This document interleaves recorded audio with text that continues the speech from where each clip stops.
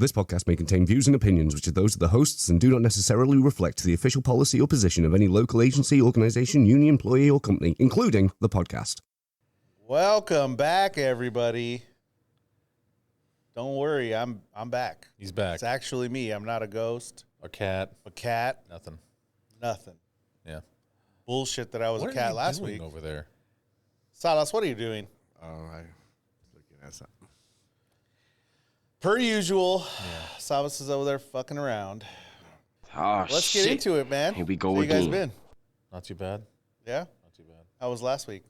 It's Last week good, was man. good. We No had one- George and I were able to conversate. Hey, hold on. I'm going to just, I don't mean to cut you off. We didn't get Fuck any you, of that. Salas. We didn't get any of that. We didn't get none of that last week. None of that. The cat was just chilling. Yeah. But I know that you got some new decisions in the new language Yeah, definitely. at the West. All right, so let's discuss one of the decisions that came down at West Panel, which is going to basically be precedent setting for all the West Coast. I'm sure you guys are interested. It affects drivers at UPS. Would be excessive rides, right? that's a Talk big about one. excessive Yeah, there we rides. go.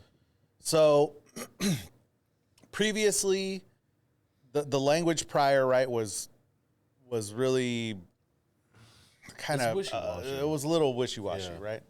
Now, I'm not saying that they changed that portion, but what they did change initially in the language was that the company has to give us 24 hours notice prior to writing, And a reason why. right? And the reason why. Oh, they need a reason now. Correct. So, I mean, we've kind of in different buildings, it's done a little bit differently as far as them letting us know that that's not negotiable. They need to let us know 24 hours. Now, some managers will let you know a week before or whatever, but it's got to be known 24 hours prior and what day they're writing. So, one of the arguments that's coming up, and it might be happening in your building, is that managers will tell you a week in advance, hey, I'm going to ride with you next week, Yeah. but not give you the day. Yeah. So we've all taken the position in the West that they definitely need to let you know what day they're riding with you and the reason, as Right. you said. So the case that actually came up in the West was in regard to filing day of. Right. We've always that was done my that. next question. We've always done that, right? That was my So next question. prior to the language, they didn't have to let you know 24 hours in advance, but you would file a grievance that morning when they let you know, hey, we're riding with you today. You'd file a grievance that morning. They weren't allowed to get on car. So with the new language, it's kind of a double-edged sword. They gave us the 24 hours, and like I said, in some locations, some of the managers are giving you a little bit longer. But the grievance will no longer be filed day of. They've given you the 24-hour notice. Our side, their side, they're saying, we've given you the 24-hour notice. You have that time to file. So if they let you know the morning prior, you got to file that day. Okay, so in the past, we would file the grievance the day of, and then there was that huge argument whether they were going to get on the truck or not. Correct. You know, so my whole thing now is, okay, so they give you 24-hour notice. They said they're going to come ride with you, and just say that this particular driver has an issue with it because maybe he's been ridden with twice this year. Yeah. Okay. And he's gonna take it as, you know what, they're messing with me. Why are they writing me again? He could be in that new algorithm that they outsourced. You know, my question is, so you file the grievance. They've already given you the explanation of why prior the 24-hour notice, and said we're writing with you because the algorithm says during this time every year you either get hurt or have an accident. Yeah. Right? So what weight does the grievance have now if you file it, if they're already giving you a reason why and the day that they're going to ride with you? The weight of the grievance, honestly, it's still the same as prior.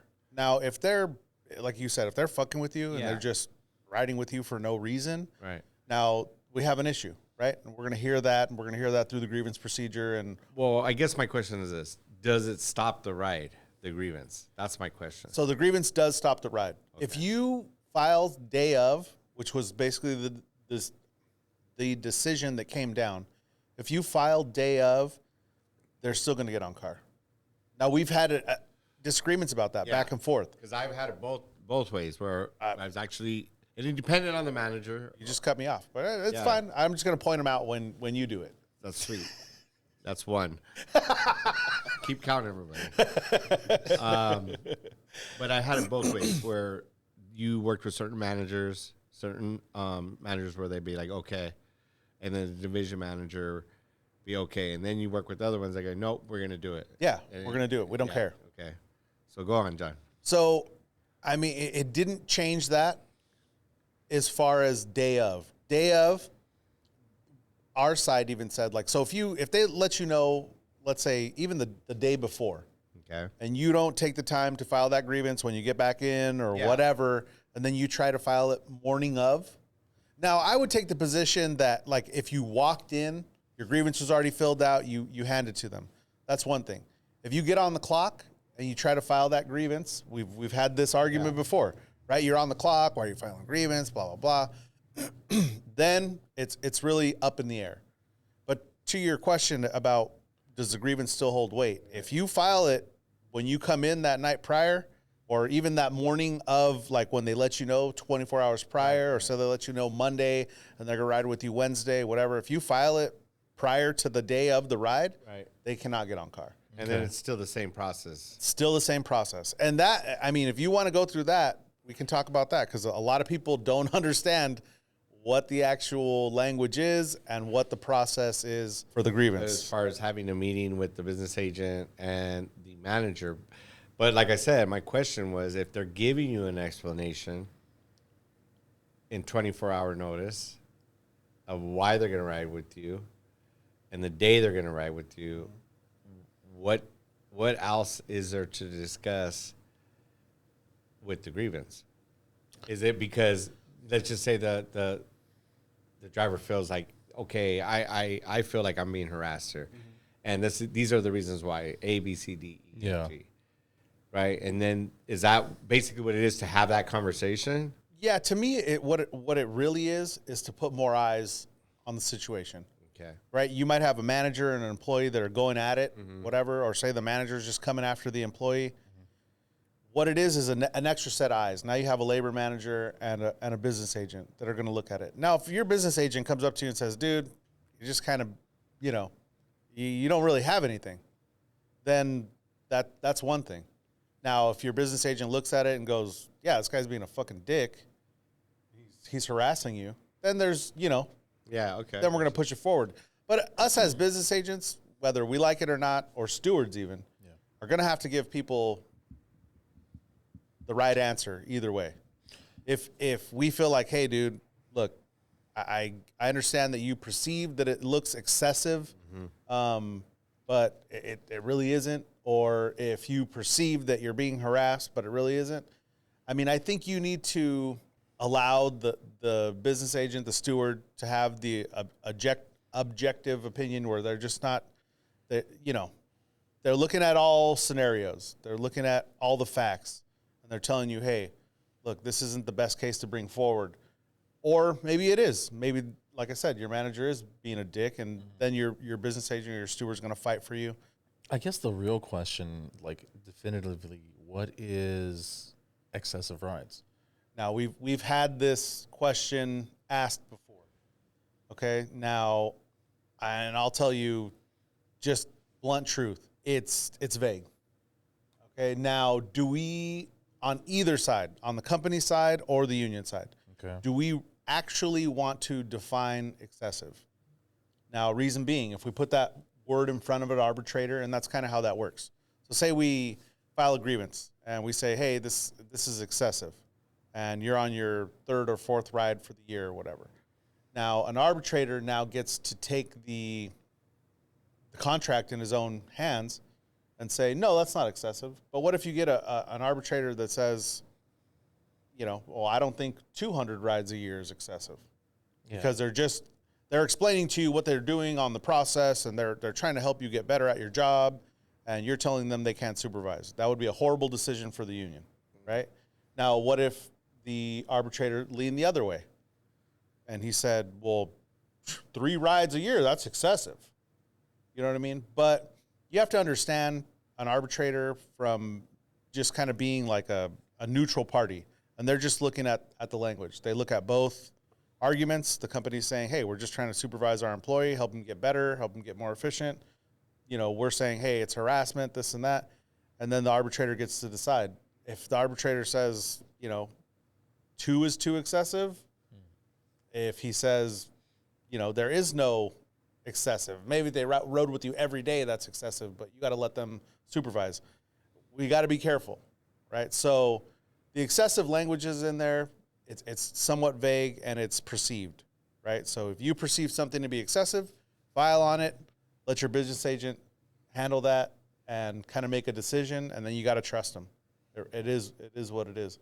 The language, for a long time, myself and Sawas over there on his phone, not paying attention. I'm listening. Myself and Sawas were under that language where we just felt like 1 ride a year. That was all you got your S&V.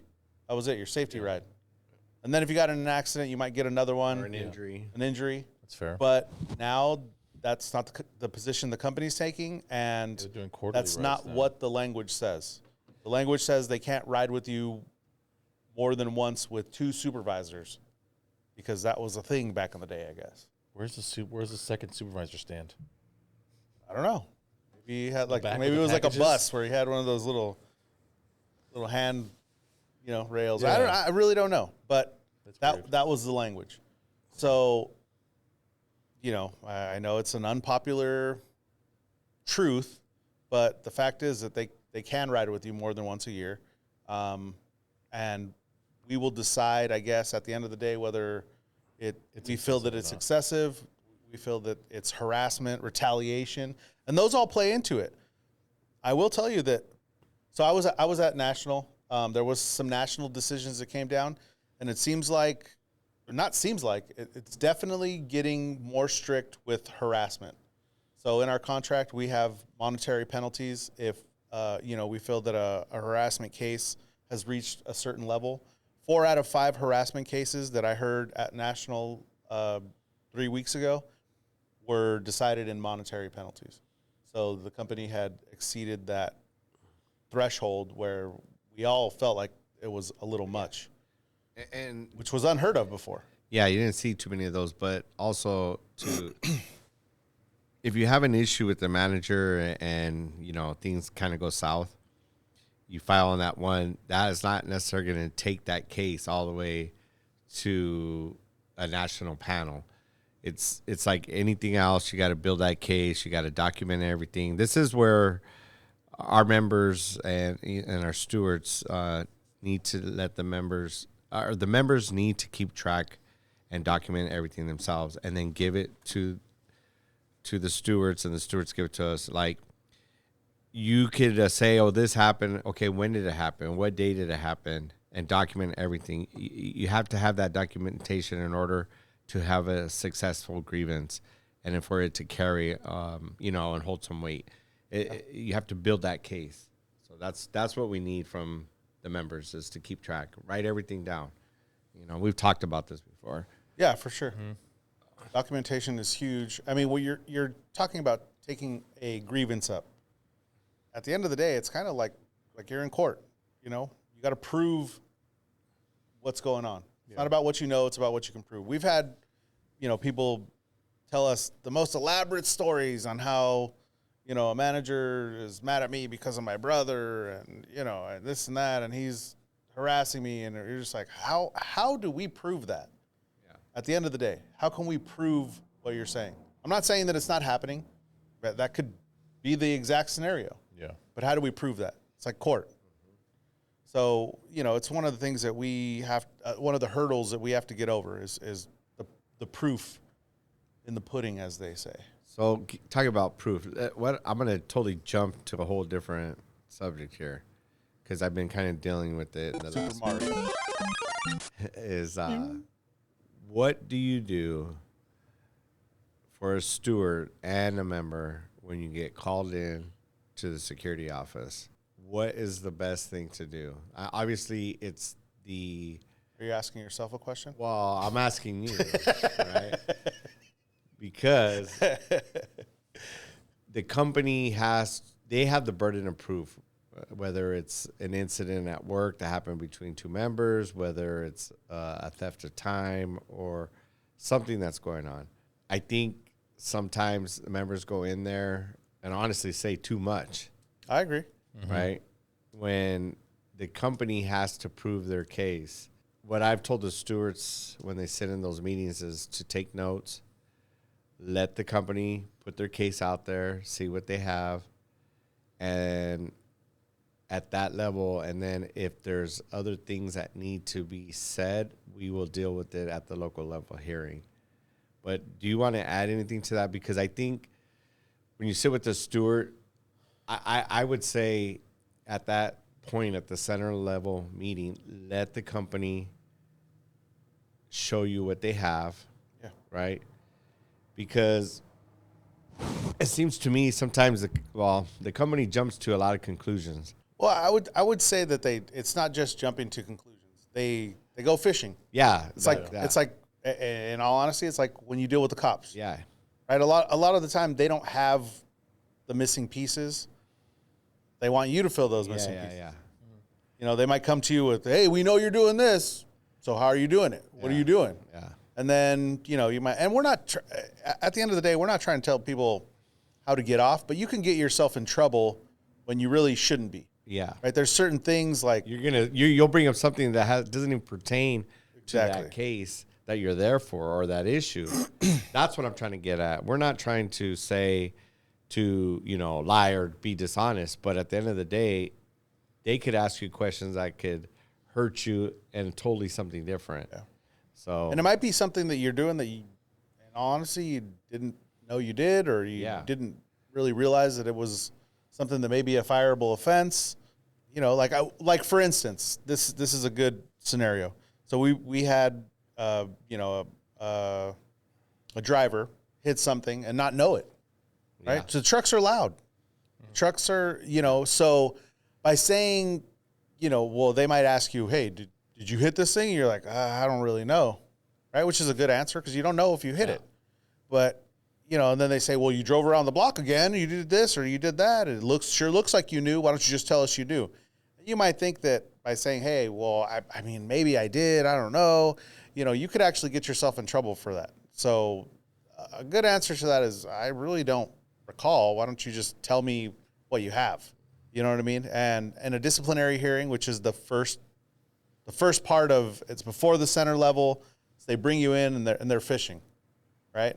And they'll bring you into the security office, like Sawa said, or the center manager's office, and they'll start asking you questions, and just let them tell you what they have.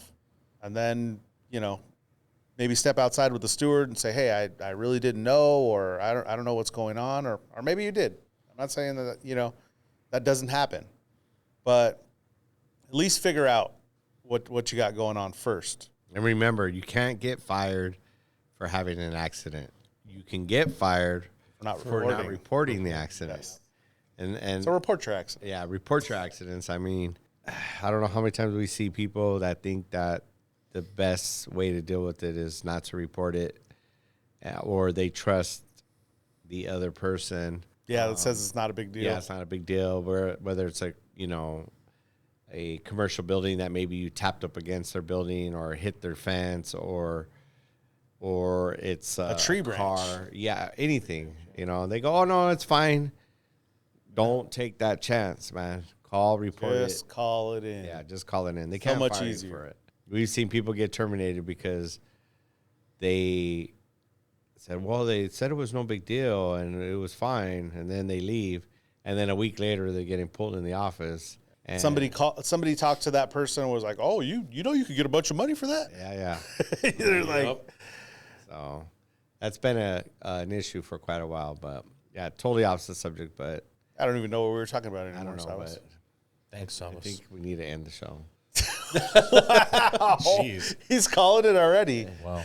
No, well, let's talk about a little bit more of the new language. So I kind of wanted to touch on the grievance procedure. One of the things that we've talked about prior, especially, I think we talked about it in like episode 2 or something, where we talked about the grievance and the grievance procedure and how to write it out. how that goes. And one of the biggest complaints, even from us, one of the biggest complaints was that the grievance procedure takes so long. It's so bogged down.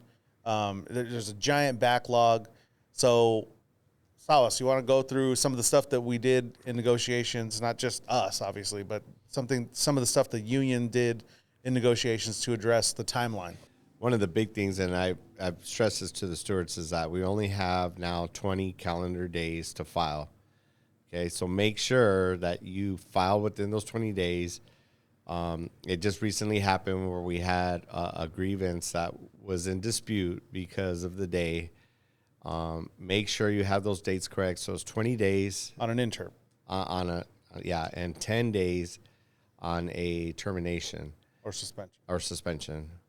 The difference now is with the suspensions, we don't automatically put them on the agenda like we did previously, where let's say in a preload and a part-time, you got hundreds, and I'm being like serious, like you got 100 suspensions. Yeah. And it's due to tardiness. We're not bogging down the system with that. Those do not get put on the agenda until we have a center level meeting with the manager. And then if there's gonna be any discipline regarding, or they want to push the issue, then we put it on the agenda, and so on and so forth. And off-roll terminations? Yeah, off-roll terminations. You have 15 days. The company has to meet within 15 days, which is huge now, and I'm not gonna lie, it puts a lot of pressure on both sides, which is good because we're gonna give resolution a lot faster to the members that are off-roll discharges. So they have 15 days to meet on that, which is quick. It might not sound quick, but 15 days compared to where it used to drag on for a long time before. So, like you were saying, we have the 15 days to meet for that local level hearing. Yeah. And then after that would be panel. Yeah. Now, previously, we would have panel, and then say if you deadlock at panel, I mean, you're looking at 6 to 8 to almost a year. We've seen a case, that feeder case, that went 2 years. Yeah, to get to arbitration. Jeez. Now, what does that entail? Arbitration means that the lawyers have to look over your case on both sides. Then those lawyers get together. They schedule with the arbitrator, which is usually 6 to 8 months out for the date. And that's just the way that's worked previously. But now we're going to have Sitting arbitrator. So your case would deadlock if you're on an off-roll termination, and I'm specifically talking about off-roll terminations. Your case would deadlock, and immediately that day, the arbitrator would make a decision. Yeah. Have we discussed on this show before what an arbitrator's actual job title is and what the Tell us, outcome George. is? What the outcome of his decision? Yeah. Well, the outcome of his binding. decision is It's just binding. permanently binding. Yeah. For all cases. Right? Yeah. Now, we've seen where the company doesn't want to honor the arbitration. Really? But they open themselves up to giant lawsuits That's like, at that it's a point. big lawsuit, right? Yeah. Where have you seen that? And for, It was for a 631. 631 case. okay. One of the things that I put out there and to all the stewards is when you sit now, one of the things that changed in the new language was when they pay grievances, when the manager signs off on the grievance, we used to have to send it to labor. So let's just say George signed off on a grievance with the manager on a Friday. We're at panel the following week. I don't get that grievance and send it to the labor for the 10 days to start. A lot of people thought it started when they signed off on it. The thing that's changed now, it is the fact that once the steward and the manager sit down, they sign off on the grievance, he agrees to pay, the next day the clock starts ticking, okay, for the 10 days. We no longer have to send it to labor. One of the things that I've told my stewards is when you sit with the manager and they sign off on it and they agree to pay, for whatever time it is, it's also to to look at the calendar and put on the grievance the day that the 10 days would be up. So the manager signs off on that as well. So he's aware when those 10 days hit, right, that if it doesn't come in, all you got to do is go back to your old grievance, and then you file one for penalties, and you have all the dates in line. So you don't have to worry about, oh, what date did I file this? When was it 10 days? You just write it on the grievance and have them sign off on it. So, because I'm sure they're going to drop the ball. That's for sure. So that's a big change in the language too. We used to have to send it to labor, but like I said, that example, when you be gone, and then the member would be like, oh, it's been 10 days already. And I'm like, no, it doesn't start until I send it, which is completely gone now. So just a heads up to everybody. Once you sit and the manager signs off on it, have the stewards put the day that the 10 days, which it's not 10 calendar days, it's 10 working days. Yeah. That's the difference. Yeah. So it comes out to almost 15 days, if I'm not mistaken. You get the weekend. No, but somewhere Saturday's a Could be working day, isn't 14. it? Aren't they counting Saturday? No, dude. I mean, business days. yeah, but it's, yeah. We've But that's We've had this But argument. that's a business day, though. Well, we've had this No, it's argument. not. We've had this How argument. is it not? So What's gonna go into effect when they also implement Sundays? So Saturday and Sunday are technically working days, but not business days. Business days are Monday when you through look Friday. at the definition of a business day is going to be Monday through Friday. Okay. I understand the business I'm not runs. in disagreement with what you're saying, right? But that's just the way that has been. It wasn't changed in this negotiations. Okay. Maybe 5 years from now, that'd be something to address. I don't know, but I understand what you're saying, because we had another member that was really passionate about that. He's like, I'm a feeder driver. We work Sundays. It counts. And he wanted to file on that. I'm like, bro, it doesn't. So that's the difference. Okay. Monday through Friday. Monday through Friday. And that's for you to get payment on your grievance. So, Minus holidays. So would you minus put that in the holidays, too, description yeah. then? Yeah. Yeah, the 10 days into the description. Yeah, we could put the language in there.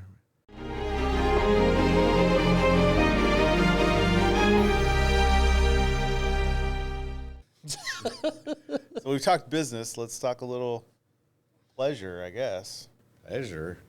I don't know. That sounded weird. Yeah, you definitely made it weird. Why'd you do that? Let's talk a little fun. And Let's that's talk the some show. fun topics. What do you want to talk about then? Retro checks are here. What did you do with yours? Gotcha, bitch. I don't get it. I know. You get a retro check. You don't. How much was your retro check? Huh? George, how much was your retro check? None of your business. It wasn't that much. It was Well, we don't get one. So. Some people- I'm gonna guess and say it was about $300. a little bit more, like 350. Okay, yeah, that's what I Yeah. figured, because it wasn't that long. Oh, it was what, from the 1st to the 26th, right?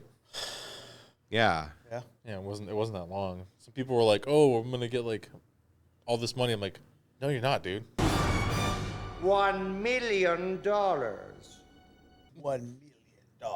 Well, they thought there was gonna be like as much as a normal check or more, and I'm like, "It's not gonna be that much, dude." Yeah, It's just the difference of the Yeah, hours it's you just worked. the difference. It's nice. $275 per hour for each hour you worked. hey, Plus the overtime. can I borrow $300? Just saying. I'm just asking. I mean, if you can, it's cool. I mean, all the viewers are gonna know that you're a tight ass, but And you can't cut that out. yeah. You gotta leave that in. I can definitely cut all this out.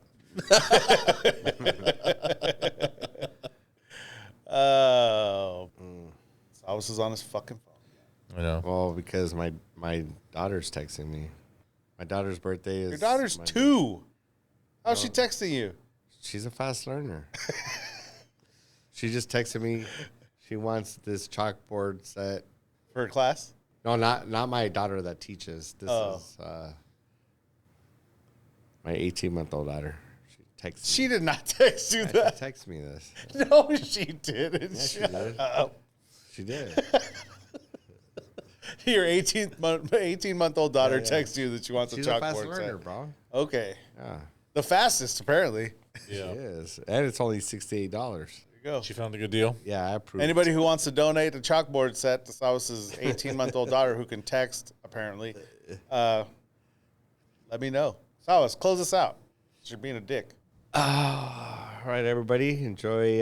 Don't forget, next month we have our November meeting, general membership meeting. Don't forget about our Christmas meeting in December. Try to make it out there. You guys have we're getting into the holidays. You know, This year is gone already. I know the Yeah, year's it's gone gone. already.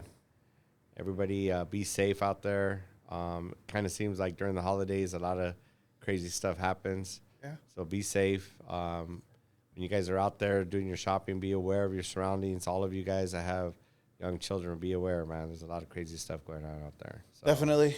And then, let us know what you guys want to see. Topics, people on. You guys want to see us have the haters on? Let us know. It'd be actually nice to have some. Some haters? Yeah, why not? I'm down. Let's debate. Yeah. Celebrity Deathmatch. Remember that show? yeah. Let's get it on. Let's get it on! One of the things too we've talked about. We have the or the bottle, I should say, going on. Yeah. Then we have hopefully the tattoo thing going on. Yeah. We also, without even, I'm gonna say it, we have a new logo that we haven't released yet. Ooh, new logo. Yeah, we have a new logo, and we haven't released that yet. And maybe after the new year, we'll be able to get some of that stuff done. Yeah. So, but we appreciate you guys tuning in. I'm more with the shorter form. I don't know how you guys feel about it, but let us know in the comments, man. Someone's just like, I don't have a lot of time to be here, Yeah. so we can do shoot 15-minute shows now. Yeah. Nice. Oh, but let us know if you guys are into that. You know, we'll definitely accommodate. We're trying to get the most viewership, allow to give you guys some information, some entertainment, all that stuff. Let us know what you guys think. Yeah.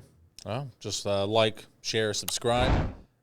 Make sure you guys check us out on Instagram, ocst.952, or you can email us at ocst.000@gmail. Hit us up with your questions Like, share, subscribe. We'll see you guys next week. next week.